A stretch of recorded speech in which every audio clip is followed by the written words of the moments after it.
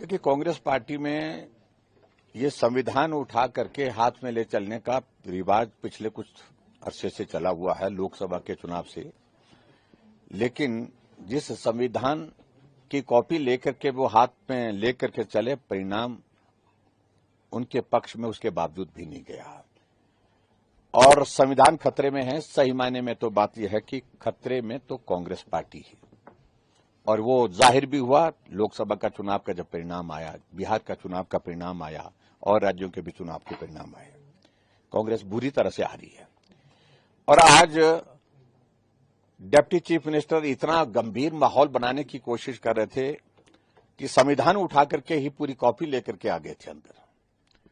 और जो 271 आर्टिकल 275(1) का जो जिक्र कर रहे थे, शायद उन्हें वो पूरी तरह से ना समझा, ना वो समझने की आवश्यकता महसूस की। लेकिन ऐसा पोज करने की कोशिश की संविधान की जानकारी हम ही है, संविधान की रक्षा करने वाले हम ही लोग हैं। कहां उसमें जिक्र किया है रेवेन्यू डेफिसिट ग्रांट का? उसमें सेंट्रल ग्रांट्स का जिक्र किया है, लेकिन रेवेन्यू डेफिसिट ग्रांट का कोई स्पेसिफिक रेफरेंस उसमें नहीं है। और हमने भी पढ़ा आर्टिकल 275(1) जो है, उसमें ट्राइबल इलाके के लिए केंद्र की सरकार की ओर से जो पार्लियामेंट के माध्यम से जो ग्रांट देने के प्रावधान करने की बात कही गई है, उससे सारी रेवेन्यू डेफिसिट ग्रांट का कोई बहुत ज्यादा जिक्र नहीं है।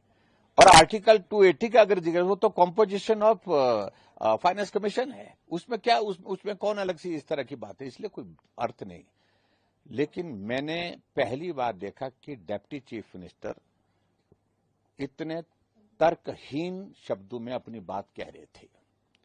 सही बात तो ये थी कि राजनीतिक दृष्टि से जो अंदर लग रहा है, चल रहा है इनकी कांग्रेस पार्टी के अंदर, उसकी पूर्ति करने की कोशिश कर रहे थे।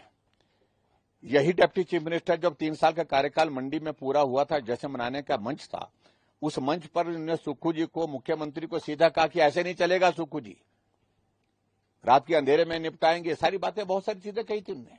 तो इसलिए वही बढ़ास आज यहां पर निकली, क्योंकि अंदर इनकी लड़ाई इस कदर है। मुझे लगता नहीं है कि इनकी कितनी कर बात होती है, कितनी की चर्चा होती है। इन सारी बातों को लेकर के मैं ज्यादा नहीं कहना चाह रहा हूं। लेकिन दूसरी बात मैं ये भी कहना चाहता हूं कि मुकेश अग्निहोत्री जी, आप कल नहीं थे। मैंने एक सिंपल से एक आंकड़ा रखा, finance commission, 12th finance commission की बात की मैंने, 30th फाइनेंस कमीशन की, जब मनमोहन सिंह जी देश के प्रधानमंत्री थे। 10 साल वो प्रधानमंत्री रहे और 2 फाइनेंस कमीशन के रिकमेंडेशन उनके कार्यकाल में हुई तो हिमाचल प्रदेश को रेवेन्यू डेफिसिट ग्रांट 18,000 करोड़ रुपए मिला था। और मोदी जी के कार्यकाल में 14 फाइनेंस कमीशन और 15 फाइनेंस कमीशन में रेवेन्यू डेफिसिट ग्रांट जो है 18,000 नहीं 78,000 करोड़ रुपए मिला। 60,000 करोड़ रुपए ज्यादा मिला। ये है अन्याय, ये है जो है हिमाचल के साथ अन्याय किया है तो कांग्रेस की सरकार ने किया है, जब कांग्रेस केंद्र में सरकार में थी। तो इस सूरत में उनको इन सारी चीजों को, इन आंकड़ों को समझना चाहिए, पढ़ना चाहिए, जानना चाहिए, उसके बाद बोलना चाहिए। और उसके बाद कहने लगे कि भी रेवेन्यू डेफिसिट ग्रांट बंद होगी, इसके बारे में जिक्र नहीं किया। कुछ जिक्र करने की आवश्यकता नहीं। पिछली बार फाइनेंस कमीशन ने बड़ा साफ शब्दों में कहा है।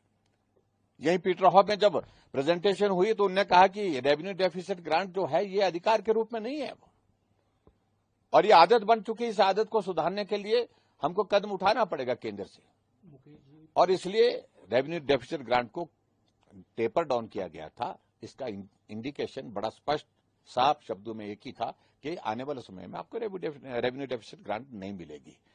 तो तैयारी क्या की आपने, गारंटी आपने दी, क्या उसकी जिम्मेवारी पूरा करने की केंद्र सरकार की होगी? तो इसलिए आप मेहरबानी करके आप भटक गए हैं और दिशाहीन हो गए हैं ऐसी परिस्थिति में। और इसलिए जो अनाप शनाप जो बोले जा रहे हैं वो आपकी अंदर की फ्रस्ट्रेशन है, वो हर जगह बाहर आ रही है। अब तो पूरी तरह से बाहर आ गई, एक्सपोज हो गया सारा मामला, कांग्रेस पार्टी के अंदर क्या चल रहा है।